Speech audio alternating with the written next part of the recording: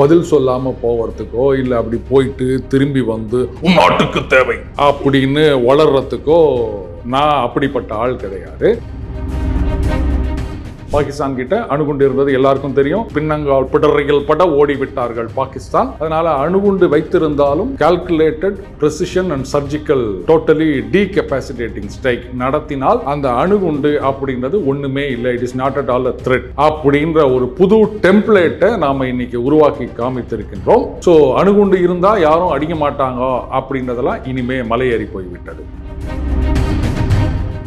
நாளடைவில் ரஷ்யா வந்து நாங்க நேட்டோவில் ஜாயின் பண்றோம்னு சொன்னாங்க. சீரியஸா தான் சொல்றீங்கன்னா ஆமாங்க அப்படின்னு. அப்புறம் இல்ல அது இங்க இருக்க சில பேர் ஒத்துக்க மாட்டாங்க அப்படின்னு அமெரிக்க ஜனாதிபதி டகால்டி அடிச்சாரு. ஏன் நேட்டோவில் ரஷ்யா சேர்ந்தா அவங்களுக்கு என்ன குடிமொழி போச்சு? அவங்க எதிரின்னு தானே சொல்லிக்கிறீங்க, அவங்களும் உங்களோட வந்துட்டாங்க அப்படின்னா ஒண்ணுக்குள்ள ஒண்ணு ஆயிட போறாங்க. ஈரான் ஒண்ணு அணுகுண்டு தயாரிக்கிறதுக்கான நிலையை எட்ட போகின்றார்கள். அதுக்கு முன்னாடி நீங்க போய் கொண்டு போட்டீங்கல்ல. ரஷ்யா பொறுத்து பார்த்தாங்க. நாங்கள் எல்லாருக்கும் சீப்பாக கேஸ் குத்துனுக்கிறோம், ஏன்னா இங்கேருந்து போனவங்க அங்காளி பங்காளி அப்படின்னு சொல்லிட்டு அப்படி இருந்துச்சு. நீ எனக்கே கொச்சல் குத்துனுக்கிறேன், இப்போ இனிமேல் மார்க்கெட் ரேட் கொடு, சீப் ரேட்டில் கொடுக்க முடியாது அப்படின்னு. அதெல்லாம் ஒப்பந்தம். ஒழுங்கா இருக்கிற வரைக்கும் தான் ஒப்பந்தம். அமெரிக்கா, பிரிட்டன் இந்த மாதிரி நாடுகளோட சமமான நாடு, அதை விட சொல்ல போனா பல நேரங்களில் ஒரு படி அதிகமா இருக்கின்ற நாடு. எங்களை போயிட்டு நீங்க உக்ரைன் ஒண்ணு நாங்கெல்லாம் வந்து ஒன்ன பார்த்துப்போம் அப்படின்னு நீ பெரிய நாட்டாமையா? நீ டேய் நான் தான் இங்கத்துக்கு நாட்டாம இப்படி பிரச்சனை ஆகி அதுக்கப்புறம் செகண்ட் அக்ரிமெண்ட் வந்து அதுவுமே வந்து சும்மா ஒல்லாட்டிக்கு தான் அப்படின்னு நீங்க சொல்லிட்டு போனீங்கன்னா ரஷ்யா கேட்க மாட்டாங்க. ஆனா இங்க தோழர்கள் உட்காந்தீங்கன்னா ஐயோ பாத்தீங்களா எவ்வளவு குழந்தைகள் உணவில்லாமல் வாடுகின்றனர், ஹமாஸை வெளில போன்னு சொல்றதுக்கு உனக்கு வாய் இல்லையா? ஏன் இப்படி தீவிரவாதிகள் எல்லாம் சப்போர்ட் பண்ணிருக்கிறாங்க அந்த தோழர்கள் எனக்கு புரியல. ஆனா இது நின்று போச்சுன்னு சொன்னா யூரோப்பியன் நேஷன்ஸ் இன்னும் பெருசா அடி வாங்கும். இதோ இந்தியா சீனாவுக்கு ஆப்பு வைக்கிறதா நினைச்சீங்கன்னு அவரு சோகா யூரோப்பியன் யூனியனுக்கு ஆப்பு வச்சு நிற்கிறாரு. அங்க இருக்க மரமண்டைகளுக்கு இது கூட தெரியல என்னத்தை பண்ணி சொல்றது. ஒரு அரசியல் தலைவர்களால மக்களுடைய ஆதரவை பெற்று ஆட்சிக்கு வந்துக்கிறாங்க. ஏதோ டிக்டேட்டர்னா கூட அவன் இஷ்டப்படி பண்றான் அப்படின்னு சொல்லலாம். அப்ப அந்த மக்களும் முட்டாள்களா இந்த மாதிரி எல்லாம் பண்ணி நிற்கிறாங்களே, இவங்களுக்கு சப்போர்ட் போட்டு அவங்களே வந்து அவங்களுக்கு ஆப்பு வச்சு நிற்கிறாங்களே, இந்த மாதிரி எல்லாம் ஆகி போச்சு, யோசிக்க வேணாமா? சரி விடுங்க, people get the government they deserve, அவ்வளவுதான். மற்ற நாடுகள்லாம் தம்மத்தூண்டு, அவங்க அந்த ரிஸ்க் எடுக்க மாட்டாங்க. உதாரணத்துக்கு இப்போ ஜார்ஜியா அப்படின்னு வச்சுக்கோங்க, தம்மத்தூண்டு நாடு. அவங்க வந்து நேட்டோ நீங்க வாங்க அணுகுண்டு வைங்க அப்படின்னு சொன்னாங்கன்னா ஏதாவது பிரச்சனை வந்தது அரை நாள் கூட தேவையில்லை, அரை மணி நேரத்தில் தும்சம் பண்ணிடுவாங்க. அதனால தே won't take the risk. So இப்படி ஒரு ஜீரோ டாரிஃப் இதை கொடுத்து அவங்க கிட்ட இருக்க ரேர் எர்த் மினரல்ஸ் ரிசோர்சஸ் எல்லாத்தையும் ஒட்டுக்கா ஆட்டையை போட்டுருவாங்க. என்ன பண்ணுவீங்க நீங்க? ஆப்பிரிக்காலாம் என்னப்பா அப்படின்னு உக்காந்துட்டாங்க. இதுதான் அமெரிக்கா ஐரோப்பா பண்ண பெரிய தப்பு. இப்போ சீனா அங்க போயிட்டு அவங்க வேட்டையை ஆரம்பிச்சிருக்காங்க. இதுல நம்ம போகும்போது ஆஹா நமக்கு போட்டியா ஒருத்தர் வராரு, இதுதான் வந்து சீனாவுக்கு பதட்டம். இந்த பழனி மலையிலேருந்து எடுக்க போறோம் அப்படின்னா உடனே டோலர்கள் கபால்னு குடிச்சிட்டாங்க. அதெல்லாம் எடுக்கக்கூடாது. ஏன்னா இவங்களுடைய அது காங்கிரஸாக இருக்கட்டும் கம்யூனிஸ்டாக இருக்கட்டும் என்னைக்குமே நம்ம சீனாவுக்கு அடிமையாக இருக்க வேண்டும். அவங்க தான் வந்து எல்லாத்தையும் விற்கணும், நாம வந்து சரிங்க சரிங்கன்னு சலாம் போட்டுன்னு இருக்கணும்.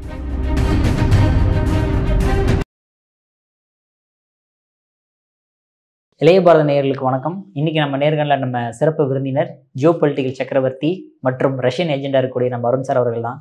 சார் வணக்கம் சார். வணக்கம் விக்ரம். 1994 அக்ரிமெண்ட் ஞாபகம் இருக்கா சார்? ரஷ்யன் ஏஜெண்டா இருந்திருக்கீங்க. புடாபெஸ்ட் அக்ரிமெண்ட் தானே? நல்லா ஞாபகம் இருக்கு. என்ன இதில் போட்டிருப்பாங்க சார்? சொல்றேன். அதாவது உக்ரைன் சோவியத் ரஷ்யாவிலிருந்து பிரிந்து வந்தப்போ அவங்க கிட்ட அணுகுண்டுகள் இருந்தன. அவங்க எங்களுக்கு வேண்டாம் அப்படின்ட்டு ரினவுன்ஸ் பண்ணிட்டாங்க. அப்போ வந்து அமெரிக்கா, பிரிட்டன், ரஷ்யா 3 பேரும் வந்து தே இஷ்யூடு செக்யூரிட்டி கேரண்டி. அவங்களுடைய territorial integrity will be safe guarded. இதுதான் முக்கியமான அந்த செக்யூரிட்டி கேரண்டி. அதை தானே சொல்றீங்க? அதை தான் சொல்கிறேன். ஞாபகத்தில் வச்சுருக்கீங்க ரஷ்யன் ஏஜெண்ட் வந்துட்டு. ஆனால் இப்போ ரஷ்யாவே போய் உக்ரைனை இந்த அளவுக்கு தாக்குறதுக்கு ஒரு நியாயமா? ஒருவேளை அவங்க அணுகுண்டு வச்சிருந்தா இந்த அளவுக்கு நீங்கள் போய் தாக்கியிருப்பீங்களா? தாக்குறது கூட ஓகே, ரஷ்யன் ஏஜெண்டாக இருந்துட்டு ரஷ்யாவுக்கு சப்போர்ட் பண்ணி ஆகுன்றதுக்காகவே இந்த மாதிரி தப்பான விஷயத்துக்கு சப்போர்ட் பண்ணுறது நியாயமா? ஓகே, இதுக்கு வந்து பதில் சொல்லாமல் போவதுக்கோ இல்லை அப்படி போயிட்டு திரும்பி வந்து உன் நாட்டுக்கு தேவை அப்படின்னு வளர்றதுக்கோ நான் அப்படிப்பட்ட ஆள் கிடையாது. Very good question Vikram. இந்த மாதிரி கேள்வி கேட்டாதான் உண்மை என்ன அப்படின்றது தெரியும். Very good. முதல்ல அந்த அணுகுண்டு இருந்திருந்தால் ரஷ்யா தாக்கி இருக்காது இது மாதிரி தான் நிறைய பேர் நினச்சிட்டு இருக்காங்க. எதுக்காக அணுகுண்டு தயாரிக்கணும் அப்படின்னு சொன்னால், நம்ம கிட்ட ஒரு அணுகுண்டு இருந்ததுன்னா எவனும் சண்டைக்கு வர மாட்டான் அப்படின்னு. இது வந்து ஒரு மித் அப்படின்னு தான் நான் சொல்வேன். அந்த மித்தை நம்ம ஆப்ரேஷன் சிந்தூரில் தூள் ஆக்கிட்டோம். பாகிஸ்தான் கிட்ட அணுகுண்டு இருந்தது எல்லாருக்கும் தெரியும். நாங்கள் 130 அணுகுண்டு வச்சுக்கிறோம், எல்லாத்தையும் இந்தியாவை நோக்கி திருப்பி வச்சுக்கிறோம் அப்படின்னு சொன்னாங்க. இப்போ வந்து திரும்பி பின்னங்கால் பிடரைகள் பட ஓடி விட்டார்கள் பாகிஸ்தான். அதனால அணுகுண்டு வைத்திருந்தாலும் calculated precision and surgical totally decapacitating strike நடத்தினால் அந்த அணுகுண்டு அப்படின்றது ஒன்றுமே இல்லை, it is not at all a threat அப்படின்ற ஒரு புது டெம்ப்ளேட்டை நாம் இன்னைக்கு உருவாக்கி காமித்திருக்கின்றோம். அதற்கு வந்து மோடி தலைமையிலான அரசு தான் முக்கியமான காரணம். ஸோ அணுகுண்டு இருந்தால் யாரும் அடிக்க மாட்டாங்க அப்படின்றதெல்லாம் இனிமே மலையேறி போய்விட்டது. சரி, அடுத்த கேள்வி செக்யூரிட்டி கேரண்டி. சரி, எல்லாரும் திருப்பி வந்து செக்யூரிட்டி கேரண்டி அப்படின்னு தான் சொல்லிட்டு இருக்காங்க. அதுக்கு முன்னாடி இன்னொன்று நான் சொல்கிறேன். அந்த காலகட்டத்தில் சோவியத் ரஷ்யா உடைந்து சிதறினப்போ யாரும் வந்து நாங்கள் தனியாக போகிறோம்னு சொல்லலை. சோவியத் தான் ரைட்டு எல்லாம் தனியாக போங்க அப்படின்னு பிரித்து கொடுத்து விட்டாங்க. அப்போ வந்து அமெரிக்காவுக்கும் அந்த யுஎஸ்எஸ்ஆர் அதிலிருந்து வந்த ரஷ்யன் ஃபெடரேஷனுக்கும் இருந்த ஒரு அண்டர்ஸ்டாண்டிங் என்னன்னா, there is no eastward expansion of NATO. NATO இருக்கிறது அப்படியே இருக்கும். இந்த சோவியத் யூனியன்லேருந்து உடைந்து வந்த நாடுகளை நாங்கள் நேட்டோவில் சேர்த்துக்க மாட்டோம். ஏன்னா இவங்கெல்லாம் ரஷ்யாவின் பார்டரை ஒட்டி இருக்கின்றார்கள். அப்போ அவங்கள நேட்டோவில் சேர்த்தா அப்போ நேட்டோவோட நியூக்ளியர் அம்ப்ராலாக்குள்ளே அவங்க வராங்கன்னு அர்த்தம். அப்போ அணு ஆயுத த்ரெட் அப்படின்றது ரஷ்யாவுக்கு பக்கத்திலேயே வந்துடுச்சு அப்படின்றது அர்த்தம். இது ஒரு அண்டர்ஸ்டாண்டிங். இது வந்து அக்ரிமெண்ட்டாக ரிட்டனாக இல்லை, இருந்தாலும் அவங்களுக்குள்ள இருந்த ஒரு அண்டர்ஸ்டாண்டிங். ஆனால் அதை வந்து அமெரிக்கா மீறி விட்டது. ஏராளமான நாடுகள், அதுக்கப்புறம் ஈஸ்ட் யூரோப்பியன் நேஷன்ஸ், அதெல்லாம் கம்யூனிஸ்ட் ஆதிக்கத்தில் இருந்தது, அவங்களையும் அவங்க நேட்டோ பக்கம் இழுத்துக்கினாங்க. ஆனாலும் ரஷ்யா ஒன்றுமே செய்யலை. ரைட், இந்த புடாபெஸ்ட் அக்ரிமெண்ட் 94 அக்ரிமெண்ட்டை பொறுத்த வரைக்கும் இது டோட்டலி ஒன் சைடட் அக்ரிமெண்ட். இதில் வந்து உக்ரைனுடைய பாதுகாப்பு பற்றி தான் யோசிச்சாங்களே தவிர ரஷ்யாவுக்கு எதிரான த்ரெட் அப்படின்றத பற்றி அன்னைக்கு யாருமே கவலைப்படலை. ரஷ்யாவும் கவலைப்படலை. ஏன்னா அவங்க அன்னைக்கு என்ன நினச்சிருந்தாங்க, யுஎஸ்எஸ்ஆராக இருக்கும் பொழுது தான் அந்த கோல்டு வார்னு இருந்தது. இன்னைக்கு நம்ம அதெல்லாம் விட்டுட்டு ஒரு கோஆபரேஷன் அப்படின்ற இதுக்கு வந்துட்டோம். நாளடைவில் யூனோ வாட், ரஷ்யா வந்து நாங்கள் நேட்டோவில் ஜாயின் பண்ணுறோம்னு சொன்னாங்க. தெரியுமா?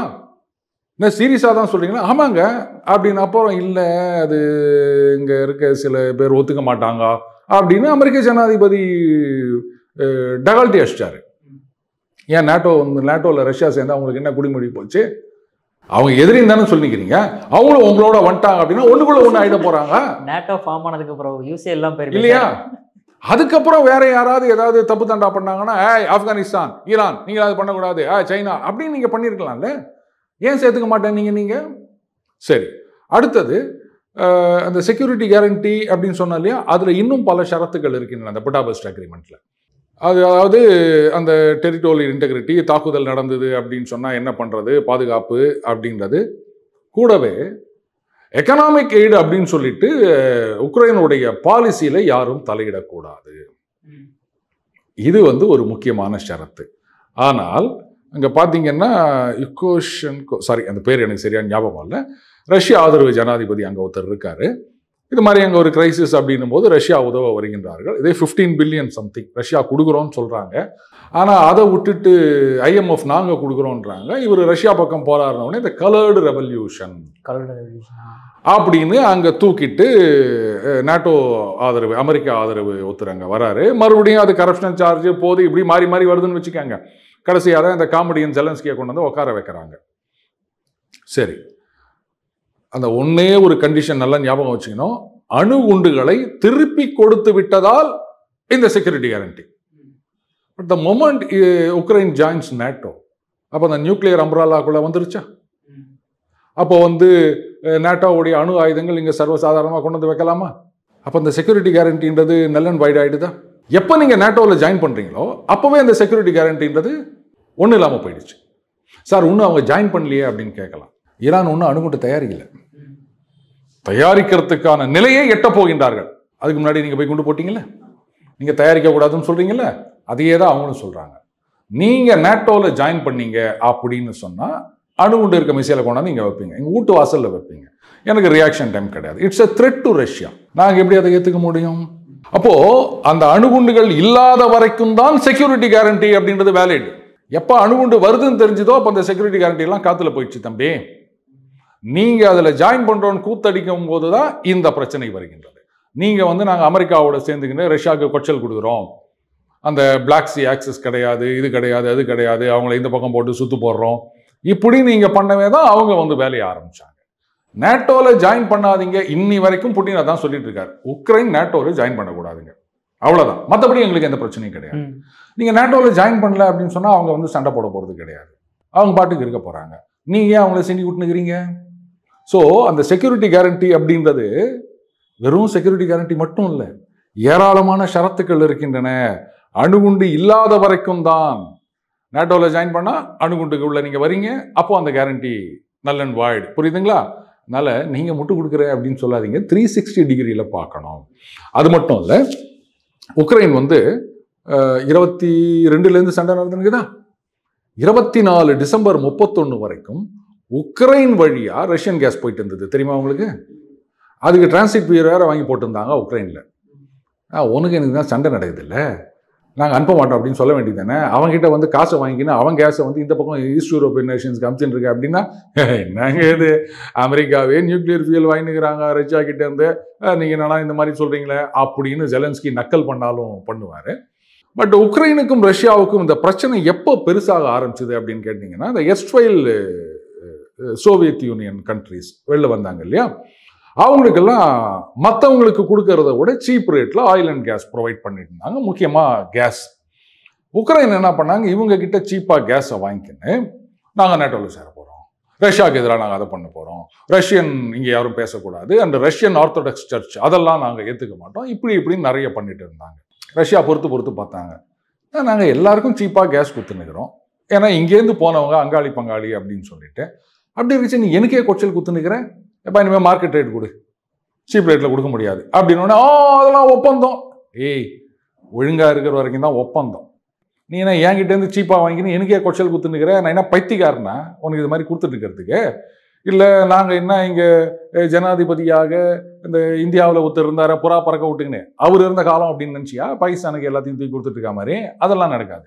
நீ ஒழுங்காக எங்களோட சமாதானமாக இருந்தியானா அதே மாதிரி பழைய ஒப்பந்தப்படி சீப்பாக கொடுப்போம், அவனை நீ மார்க்கெட் ரேட்டை கொடுறா அப்படின்ட்டாங்க, வேற வழி இல்லாமல். சரி, இந்த மாதிரி தான் பிரச்சனை ஆரம்பித்தது. ஸோ கொச்சலை நீங்கள் கொடுத்து போட்டு நான் இங்கே அணுகுண்டை கொண்டு வந்து வைப்பேன், அதை பண்ணுவேன், இதை பண்ணுவேன் அப்படின்னு சொல்லிட்டு ஐயோ அவங்க கஷ்டாங்களே. இப்போது திருப்பி கேட்குறாங்க, சரிங்க நீங்கள் வந்து சீஸ்ஃபயர் அப்படின்னு சொன்னீங்கன்னா ரஷ்யா அதை மீறினால் என்ன செய்வது? மின்ஸ்க் அக்ரிமெண்ட் அப்படின்னு 2 அக்ரிமெண்ட் போட்டாங்க. ஏஞ்சலா மெர்க்கல் அந்த மாதிரி தெரியுமா சொன்னாங்க, அதெல்லாம் வந்து சும்மா டு பை சம் டைம் அந்த மாதிரி அக்ரிமெண்ட் போட்டோமே தவிர அதை இம்ப்ளிமெண்ட் பண்ணோம்லாம் எங்களுக்கு எந்த விதமான அக்கறையும் கிடையாதுங்க, சும்மா ஏதோ போட்டோம். ஆக்சுவலாக அதில் என்னன்னா ரஷ்யா வந்து கேரண்டரா இல்லை பார்ட்டி டு த அக்ரிமெண்ட்டா, இதுதான் போன் ஆஃப் கன்டென்ஷன். ரஷ்யா என்ன சொல்றாங்க, நாங்கள் வந்து கேரண்டர் தான், நாங்கள் வந்து பார்ட்டி கிடையாது, இந்த மாதிரிலாம் நடக்காமல் இருக்கிறதுக்கு உங்களோட சேர்ந்து நாங்களும். நான் என்ன சும்மா நினச்சியா என்ன கொண்டு போய் உக்ரைனோட ஈக்குவேட் பண்ணுறேன்? அமெரிக்கா, பிரிட்டன் இந்த மாதிரி நாடுகளோட சமமான நாடு, அதை விட சொல்ல போனால் பல நேரங்களில் ஒரு படி அதிகமாக இருக்கின்ற நாடு, எங்களை போயிட்டு நீயும் உக்ரைனு ஒன்று நாங்கள்லாம் வந்து ஒன்றை பார்த்துப்போம் அப்படின்னா நீ என்ன பெரிய நாட்டாமையா? நீ டேய் நான் தான் இங்கத்துக்கு நாட்டாமை. இப்படி பிரச்சனை ஆகி அதுக்கப்புறம் செகண்ட் அக்ரிமெண்ட் வந்து அதுவுமே வந்து சும்மா ஒல்லாட்டிக்கு தான் அப்படின்னு நீங்கள் சொல்லிட்டு போனீங்கன்னா அப்போ ரஷ்யா கேட்க மாட்டாங்களா? நாளைக்கு நான் ஒரு அக்ரிமெண்ட் போட்டாலும் இந்த இப்போ இருக்கிற அந்த மெர்ஸ் வந்து அதெல்லாம் சும்மா ஒரு டைம் வாங்குறதுக்காக பண்ணங்க அப்படின்னு சொன்னார்னா நாங்கள் என்ன பண்ணுறது? நான் எங்களை பார்த்து என்ன இழிச்ச வாங்கினா தெரியுதா உனக்கு அப்படின்னு புட்டின் கேட்டார்னா என்ன பண்ணுவீங்க? இப்போ பாருங்க, போட்டு அடின்னு அடிக்கிறாங்க. இஸ்கந்தர் உட்காந்து விளையாடி நிற்குது, இன்னும் ஒரஷ்னிக்கை வந்து ஃபுல் ஃப்ளெஜ்டாக அவங்க டெப்ளாய் பண்ணாங்கன்னா காலி தான். 2 நாளாக கீவ் பத்தி எரிஞ்சு நிற்குது. செலக்டிவாக போட்டு அடிக்கிறாங்க. எங்கெங்கெல்லாம் கமாண்ட் சென்டர் இருக்குது ஒன்று வேணாங்க, ஒரு ஆயில் ரிக் அதை காலி பண்ணிட்டாங்க. ஏங்க இது வந்து நியாயமா அப்படின்னு கேட்டால் நியாயம். ஏன்னா ஆயில் ரிக் அப்படின்ற பேரில் அவங்க வந்து இந்த ட்ரோன் ஆப்ரேஷன்ஸு இதெல்லாம் கமாண்ட் சென்டர் அங்கே யூஸ் பண்ணிட்டு வந்தாங்க. ரஷ்யா இப்போ என்ன கிளீனாக கணக்கெடுத்துக்கிறாங்க, எங்கெங்கெல்லாம் கமாண்ட் கண்ட்ரோல் கம்யூனிகேஷன் சென்டர் இருக்குது, எங்கெங்கெல்லாம் மிசைல் டெப்போ இருக்குது, எங்கெங்கெல்லாம் ட்ரைனிங் சென்டர் இருக்குது அப்படின்னு கணக்கு பார்த்து சருக்குன்னு இஸ்கந்தர் போயிட்டு அடிச்சு தூள் கிளப்பிட்டு வருதுங்க. அவங்க பேட்ரியாட்டால் ஒன்றும் பண்ண முடியல. ஒரு கேட்டுங்கிற பேட்ரியாட் வேணும் அப்படின்னா என்ன பண்ணுறது, எங்களுக்கே இல்லை அப்படின்றாரு. சவுதி அரேபியா குத்துக்கிறாரு தாட் சிஸ்டம். அது ஒரு 6 8 பேட்டரின்னு நினைக்கிறேன் வச்சுக்காங்க. இப்போ அவங்களுக்கு என்னத்துக்குங்க? அதை வச்சு அவங்க என்ன பண்ண போகிறாங்க? இன்னைக்கு சவுதி அரேபியாவை தாக்குற அளவுக்கு அந்த பகுதிகளிலையோ இல்லை எந்த பகுதியிலையோ எந்த நாட்டுக்கு தைரியம் இருக்குது சொல்லுங்கள்? சீனா அடிப்பாங்களா? ஈரான் அடிப்பாங்களா? இஸ்ரேல் அடிப்பாங்களா? கிடையாது. இவர் ஆப்ரஹாம் அக்கார்டு அப்படின்னு சொல்லி நிற்கிறாரு. இதில் சிரியாவும் லெபனானும் கழுத்து போடுற அப்படின்னு. ஆக்சுவலாக ஏற்கனவே எகிப்துக்கும் இஸ்ரேலுக்கும் அந்த ஒப்பந்தம் வந்துருச்சு. அதனால எகிப்து இதிலெல்லாம் தலையே இட மாட்டாங்க. முதல்ல ரொம்ப ஆக்ரோஷமாக சண்டை போட்டு அடி வாங்கி போனது அவங்க.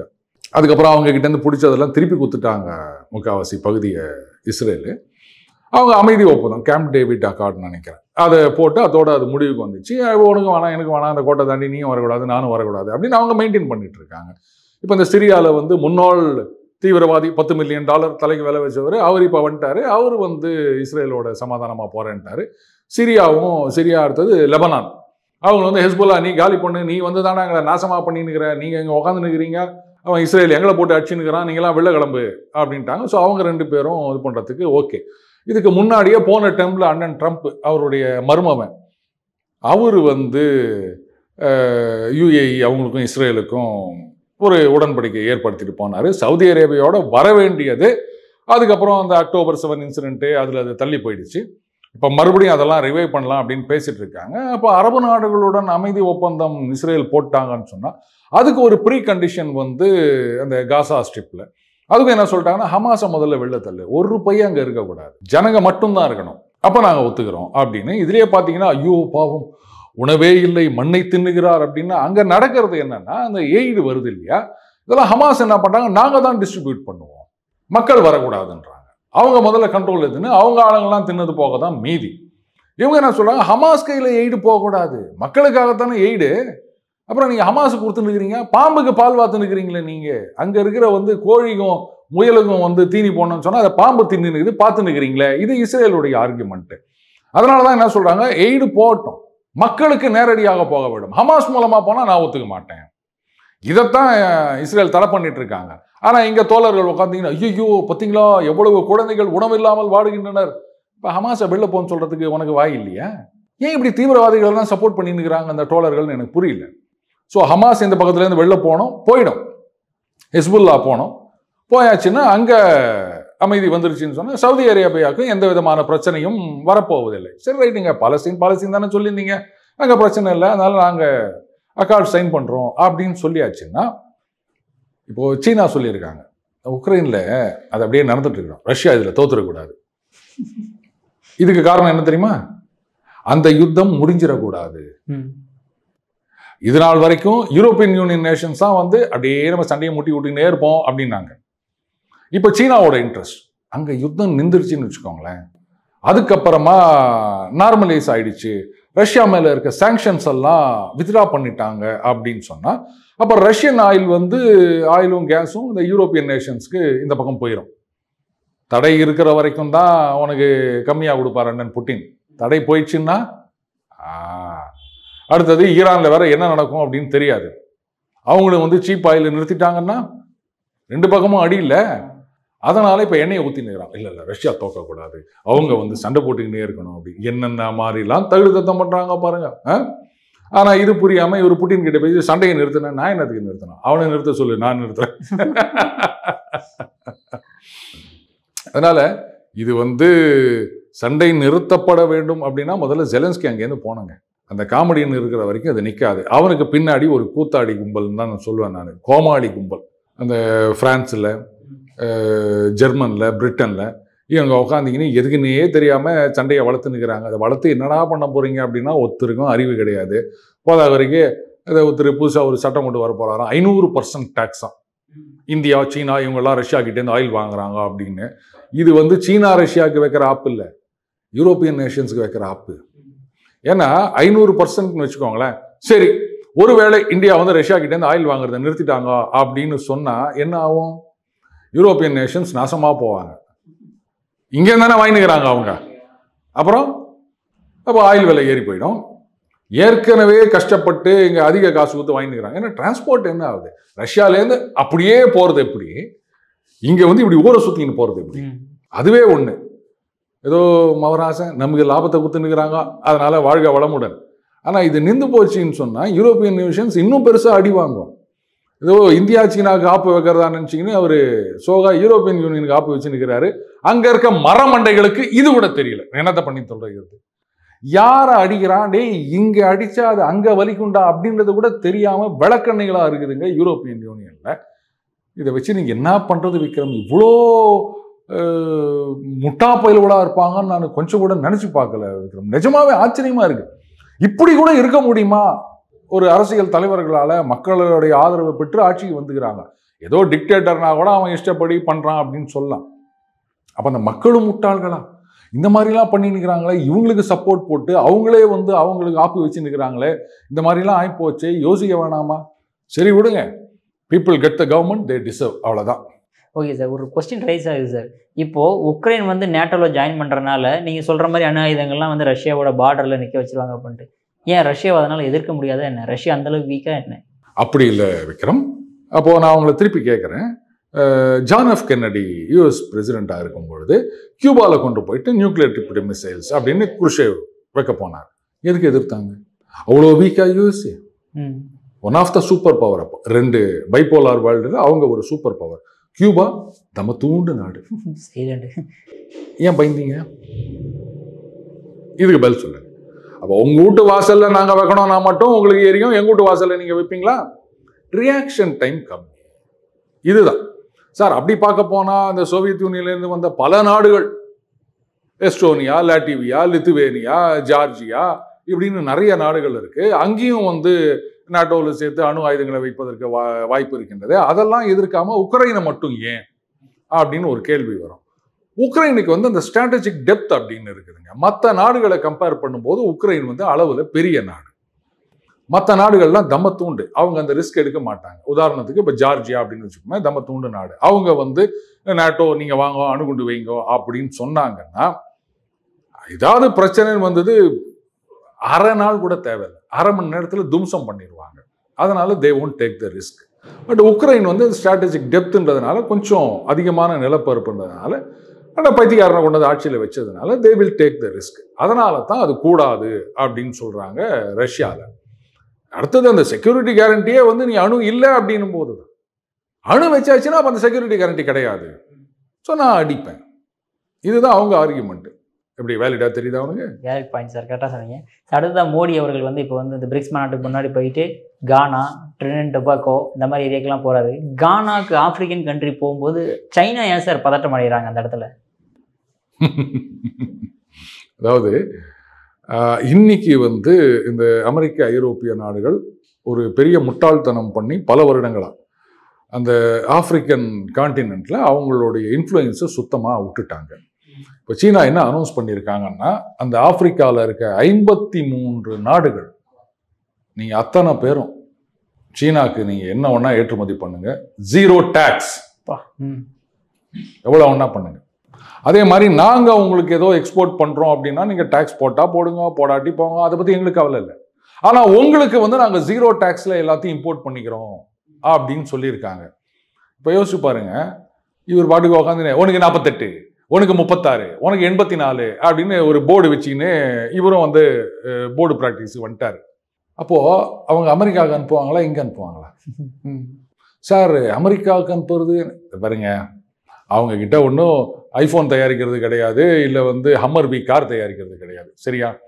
மிஞ்சி மிஞ்சி போனால் ரா மெட்டீரியல்ஸ் ஆர் இந்த ஃபுட்டு இந்த மாதிரி ஐட்டங்கள், அதுக்கப்புறம் நேச்சுரல் ரிசோர்ஸஸ். சீனாவுக்கு இப்போ நிறைய டிமாண்டு. ஸோ இப்படி ஒரு 0 டாரிஃப் இதை கொடுத்து அவங்க கிட்ட இருக்க ரேர் எர்த் மினரல்ஸு, ரிசோர்ஸஸ்ஸு எல்லாத்தையும் ஒட்டுக்கா ஆட்டையை போட்டுருவாங்க. என்ன பண்ணுவீங்க நீங்கள்? சுத்தமாக இவங்க அதை கண்டுக்கவே இல்லை. ஆப்பிரிக்காலாம் என்னப்பா அப்படின்னு உக்காந்துட்டாங்க. இதுதான் அமெரிக்கா ஐரோப்பா பண்ண பெரிய தப்பு. இப்போ சீனா அங்கே போயிட்டு அவங்க வேட்டையை ஆரம்பிச்சிருக்காங்க. இதில் நம்ம போகும்போது ஆஹா நமக்கு போட்டியாக ஒருத்தர் வராரு, இதுதான் வந்து சீனாவுக்கு பதட்டம். அண்டு மற்ற நாடுகளுக்கு தெரியும், அதில் 53 நாடுகளும் வந்து மிலிட்ரி டிக்டேட்டர்ஷிப் கிடையாதுங்க. அதில் ஜனநாயக நாடுகளும் இருக்கின்றன. இந்த டெட் ட்ராப் அப்படின்னு சொல்லுவாங்க, காசை கொடுத்து உன் சொத்தை எழுதி வாங்கிக்கிறது அப்படின்னு. அது நம்ம ஊரில் நிறைய பார்த்துக்கிறோம். இதைத்தான் சீனா பண்ணினுக்குதுங்க. அதுவும் சரியான நேரத்தில் கழுத்தறுத்து விட்டுருவாங்க. இலங்கையில் தான் பார்த்தோம், மாலத்தீவுகளில் தான் பார்த்தோம், அதனால் காசை கொடுத்து கடனை எழுதி வாங்கிக்கணும், கட்சியில் அவங்க கை விட்டுட்டதுனால தான் ஸ்ரீலங்கா மாலத்தீவுகள்லாம் மறுபடியும் நம்மகிட்ட வந்து நிற்கிறாங்க. ஸோ இது மாதிரி பண்ணுவாங்க. ஏற்கனவே கென்யா இந்த மாதிரி நாடுகள்லாம் அவஸ்தைப்பட்டு நிற்குது, இவங்களுக்கு ப்ராஜெக்டை கொடுத்துப்புட்டு எக்குத்தப்பா மாட்டிக்கணுமே அப்படின்னு சொல்லிட்டு. அப்போது ஒரு சில நாடுகள் இல்லை இந்த பக்கம் வரலாம், இவனை நம்ப முடியாது அப்படின்னும் போது அப்போ அவங்களுடைய அந்த மோனோபோலிக்கு ஒரு த்ரெட் இல்லையா, அதுதான் வந்து சீனாவுக்கு பயம். நீ யோகியமாக நடந்தீங்கன்னா எல்லாரும் நீ வான்னு கூப்பிட போகிறான், நீ திருட்டுத்தனம் அயோக்கியத்தனம் பண்ணினுக்கிற அப்படின்னும் போது நல்லவன் வந்தால் வான்னு சிவப்பு கம்பளம் வச்சு தான் கூப்பிட போகிறாங்க. இதுதான் எரிச்சல் அவங்களுக்கு. பட் இதை ஒன்றும் பண்ண முடியாது. நம்மளுடைய அந்த ஆப்பிரிக்கன் ரிலேஷன்ஸ் அப்படின்றது வந்து லாங் ஸ்டாண்டிங். இப்போ இந்தியர்கள் அங்கே ஏராளமான பேர் இருக்காங்க. ஸோ அவங்களுக்கு தெரியும் இந்தியாவுடைய இன்டென்ஷன்ஸ் எல்லாம் வந்து பீஸ்ஃபுல் அண்ட் கோஆப்ரேட்டிவ் அப்படின்னு. சீனா அந்த மாதிரி கிடையாதுன்றதும் தெரியும். அவங்களுடைய முகத்தறி கிழிந்து விடுகின்றதே அப்படின்றது தான் சீனாவுக்கான பதட்டம் வைக்கிறோம். ஆனால் இங்கே இருக்கக்கூடிய மல்லிகார்ஜுன கார்கே வந்து நீங்கள் வந்து சைனாக்கு எகெயின்ஸ்டாக நீங்கள் எதுவுமே நீங்கள் பண்ணக்கூடாது, பண்ணீங்க அப்படின்னா இந்த மாதிரி ஃபார்மாசூட்டிக்கல் அப்புறமேட்டு இந்த மாதிரி மற்ற மெடிசின் சம்மந்தமான விஷயங்கள் நம்ம ஸ்டக்காகி நின்றுவோம், இந்தியாவே பாதிப்படைஞ்சுன்ற மாதிரி சொல்கிறாரு சார். அப்புறம் அதாவது இந்த ஃபார்மா காரிடார் அப்படின்னாங்க, இந்த ஆந்திராவில் கூட வந்ததுன்னு நினைக்கிறேன், இன்னும் குஜராத்தில் அந்த மாதிரி இது பண்ணியிருக்காங்க. எதுக்காகனா நம்ம அந்த ஏபிஐன்னு சொல்லுவோம், ஆக்டிவ் ஃபார்மசூட்டிக்கல் இன்கிரீடியன்ட் அப்படின்னு சொல்லிட்டு. இதுக்கு வந்து பெரும்பாலும் நம்ம வந்து சீனாவை நம்பி இருக்கின்றோம். அங்கேருந்து வருது, நாம ஜெனரிக் மெடிசன்ஸை தயாரிக்கிறோம், இதை வந்து அமெரிக்கா மாதிரியான நாடுகளுக்கு நம்ம ஏற்றுமதி செய்கின்றோம். அவங்க இதை நிறுத்திட்டாங்கன்னு சொன்னால் கஷ்டம். இதுக்காகத்தான் வந்து 2 வருஷத்துக்கு முன்னாடியே அதுக்கு முன்னாடியே இந்த மாதிரி பிளான்லாம் போட்டு அதெல்லாம் இங்கேயே தயாரிக்க வேண்டும் அப்படின்னு சொல்லிட்டு அதில் கிட்டத்தட்ட நம்ம வந்து வேகமாக தன்னிறைவை நோக்கி நடைபோட்டு கொண்டிருக்கின்றோம். அதே மாதிரி தான் இப்போ இந்த ரேர் எர்த் மினரல்ஸ், அதுக்கப்புறம் இந்த மேக்னெட்ஸு, இதெல்லாம் வந்து கொடுக்க மாட்டோம் அப்படின்னு சொன்னோடனே இதுக்கு தனியாக இப்போ வந்து அந்த அதனது நிலக்கரி சுரங்கங்கள் அதனுடைய இதுலேருந்து ஏதோ ரேர் எர்த் எக்ஸ்ட்ராக்ட் பண்ண போகிறோம் அப்படின்ட்டு அதுக்கு ஒரு முக்கியத்துவம் கொடுத்துருக்காங்க. நம்மக்கிட்ட இல்லாமல் இல்லை, ஆனால் என்ன சொல்லுவாங்க, சீனா முன்னேறி இருக்குது, சீனா முன்னேறி இருக்கிறது அப்படின்னா இந்த மாலிப்டினியம், இந்த பழனி மலையிலேருந்து எடுக்க போகிறோம் அப்படின்னா உடனே டோலர்கள் கபால்னு குடிச்சிட்டாங்க. அதெல்லாம் எடுக்கக்கூடாது. ஏன்னா இவங்களுடைய அது காங்கிரஸாக இருக்கட்டும் கம்யூனிஸ்டாக இருக்கட்டும் என்றைக்குமே நம்ம சீனாவுக்கு அடிமையாக இருக்க வேண்டும். அவங்க தான் வந்து எல்லாத்தையும் விற்கணும், நாம் வந்து சரிங்க சரிங்கன்னு சலாம் போட்டுன்னு இருக்கணும் அப்படின்றது இவங்களுடைய இது. ஸோ இந்த மாதிரி கட்சிகள் இருக்கின்றதுனால தான் வந்து நம்மளால் வேகமாக முன்னேற முடியவில்லை. அது மக்கள் புரிஞ்சுக்கணும். இவங்களுடைய டிசைன்ஸ் என்ன அப்படின்னு தெரிஞ்சுக்கணும். நம்மளை விட்டா போகிற போகல நம்ம சாப்ஸ்டிக் வச்சு துண்ண வச்சிருவானுங்கடா இவனுங்க, 2 குச்சியில் அரிசி எடுத்து சோறு எடுத்து தின்றது எவ்வளோ கஷ்டன்றதை ஞாபகம் வச்சுக்கோங்க மக்களே. இந்த காங்கிரஸ் கம்யூனிஸ்ட் இவங்க சொல்கிறத கேட்டுக்கின்னு நம்ம ஆர்ப்பாட்டம் பண்ணிக்கின்னு இருந்தோம்னு சொன்னால் கடைசியில் சீனா மொழி தான் கற்றுக்கணும். நம்ம ஹிந்தி கற்றுக்கிறதுக்கே நம்ம தகராறு பண்ணிக்கிறோம். 3500 ஆல்ஃபபெட்டான் சீன மொழியில், ஜாகிரதையா இருங்க. 3500? ஆமாம், அவ்வளோ சீக்கிரம் கற்றுக்க முடியாது. மேண்ட்ரின் அவ்வளோ டிஃபிகல்ட்டா சார்? ஆமாம். Okay sir. சார் அற்புதமான கருத்துக்களை வந்ததற்கு மிக்க நன்றி சார். நன்றி விக்ரம்.